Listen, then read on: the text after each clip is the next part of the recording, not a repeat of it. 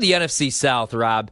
What do you think the Tampa Bay Buccaneers need, man? Because we just heard that clip coming back from Fox. Baker Mayfield was awesome last season. They do lose Liam Cohen, so you could say there's going to be some regression on the offensive side of the ball. But we also said that going into last year, right, before Liam Cohen took over. And a lot of people that weren't watching SEC football didn't even know who the hell he was.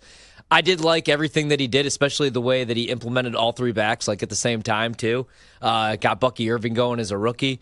But I don't know. What do you think Tampa Bay does with their first overall pick here in the draft?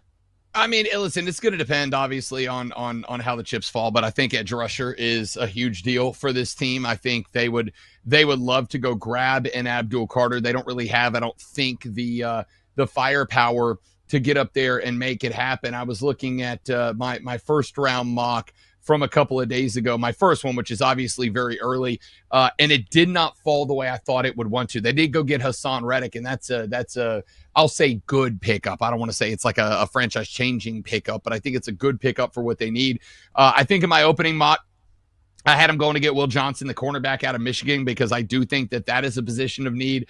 And I think Tampa's going to be in a spot in rounds 2. They do not have a third this year. They're going straight to 4. I think they've got an opportunity to grab edge rushers at both of those positions, and obviously cornerback, likely the big position of need. So the opening mock I put together, I have them going Will Johnson, the cornerback out of Michigan. There's a couple of other names in that range that I think they could end up with. I think they want an edge rusher.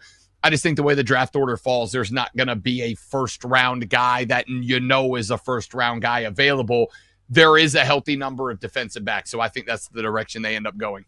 Yeah, no, I actually completely agree, man. I don't have a lot of an argument there, right? I would bet edge rusher, right? Most mocks do have him going defensive line, edge rusher. It's plus 145, so you're still getting plus money value. I mean, a lot of these are now kind of chalky, minus 165, minus 200 if it's an obvious area of need. But I'm with you. DB plus 240, defensive line, edge rusher plus 145. I think that's the direction that they go, right? I mean, offensive lineman plus 750. I don't really see him going there in the first round. Maybe later on in the draft, but probably not at 19. So I think edge rusher would be the way to go. What about the Carolina Panthers, man, who, again, like Bryce Young, got benched for the second straight season, but then came back, showed some signs of life. The only thing that scares me a little bit about Carolina is I feel like everybody's going to fall in love with them again this offseason, right? And bet the win total over or take a stab with them to win the South. I'm not going to go there this year, but I did really like what I saw from Bryce last year, and I'm cheering for the kid. But what do you think they do first overall? He needs weapons, but that's still a team that has a lot of needs, especially on the defensive side of the ball. Yeah, my initial gut reaction was I wanted to see them because they actually have a good number of draft picks in this draft. They got a first, second, third, 2 fourths, 3 fifths, and a 7. So they've got a little bit of firepower. And my thought was, while they do need, they got positions all over the field that they're going to need. The firepower they have, I thought, would have allowed them to maybe trade up. The question mark is how high. If they could get to 3 or 4, whether it's the Giants at 3 or maybe they end up in that 4 spot, because I do think those quarterbacks, Cam Ward and Shedeur Sanders, are coming off the board 2 and 3. I thought there's maybe the possibility that if they can get to 3 or 4, Abdul Carter's in play. And I think Abdul Carter is one guy that it's pretty much a consensus. This guy is going to be a machine at the next level, and edge rusher is maybe the biggest position of need. They've got Derek Brown in the middle. They're going to run that 3-4, kind of a hybrid under Ejiro Evero, meaning that you will see a lot of walked up edge rusher. Abdul Carter could go hand in the dirt. He could do stand up outside as kind of a hybrid outside linebacker. So I think he fits exactly what Carolina needs. And I think he's got the athleticism to play in a 3-4 or a 4-3, which is kind of the hybrid style they play. So I actually would like to see them jump up. The problem is going from 8 to 3 is probably going to require like 2 or 3 of those mid to late round draft picks. And now you're at the point, even though you've got a couple of extra ones available, you don't want to get to a spot where, you end up with Abdul Carter, and that's a big pickup, and pairing him outside Derek Brown is going to be phenomenal, except for now you're running back a couple of linebackers that would be second and third stringers on other NFL teams because you just don't have the dogs right there. You need to follow what the Eagles have done the last couple of years. A heavy draft of linemen, and then let's go build from the outside in. So I actually would like to see them go get Abdul Carter, but I just don't know that they're going to get a deal that makes it worth it. I think wide receiver becomes the play because they got to find the one. I love me some Xavier Legette. I think Jalen Coker is going to be a diamond in the rough long term, but they got to go find that guy. I had it as Tet McMillan. Let me ask you this question.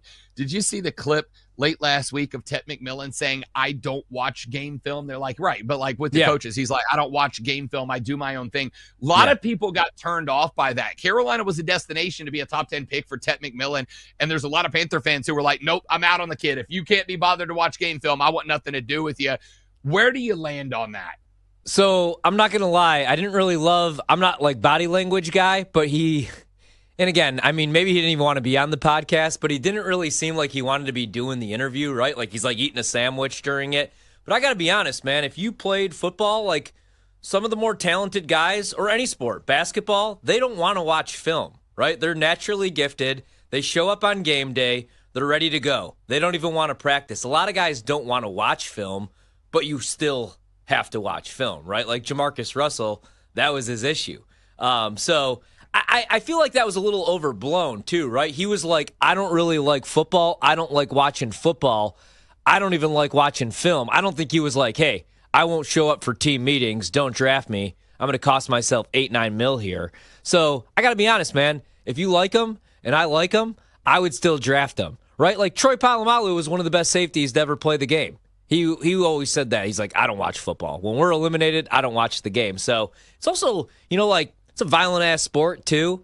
A lot of guys just want to get their money and get out. Also, we forget a lot of NFL players, especially today, wanted to be NBA players. We forget about that.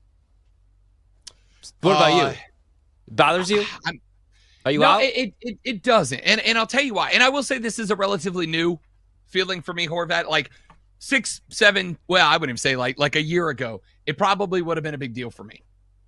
But I'm kind of at the point now where I'm like, I like the Nikola Jokic mentality. Like, Nikola Jokic is not a Mamba mentality guy, right? Like, that guy, when the Nuggets won the title and they're like, hey, parade's Thursday, he's like, nah, I'm good. I'm going to go back to Serbia and hang out with my horses, right? Yeah. Like, and the guy has won 2, probably should have won 3 consecutive MVPs. He's going to be second place. And honestly, I'd give it to him over SGA. Hot take. We can fight about that later.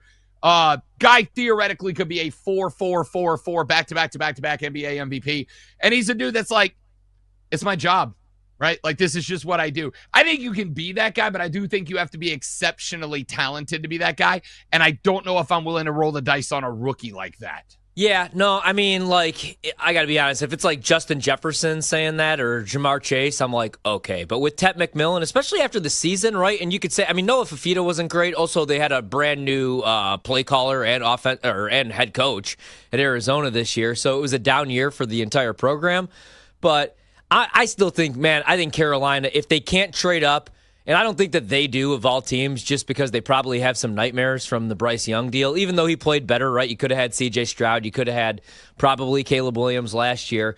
I think they stand pat because if you don't get an edge rusher, I think you could get Mason Graham. And I think, I'm with you, but I think you get your receiver, your weapons later in this draft, where you could get a slot receiver, or you wait till next year, right? Because that's a defense that was dead last in yards and points allowed. And like you said, you got to get pressure on the quarterback. You got to be able to stop the run in that division when you're going to see, Bijan twice a year. So I think they go defense. But, yeah, like if McMillan ends up being a bust, then that comes back into play, that interview. That's a bad look right there. So, yeah, don't get me wrong. I'd rather have my guy like Jerry Rice out there just running routes nonstop. But, I mean, if he's that talented, I'm taking him no matter what.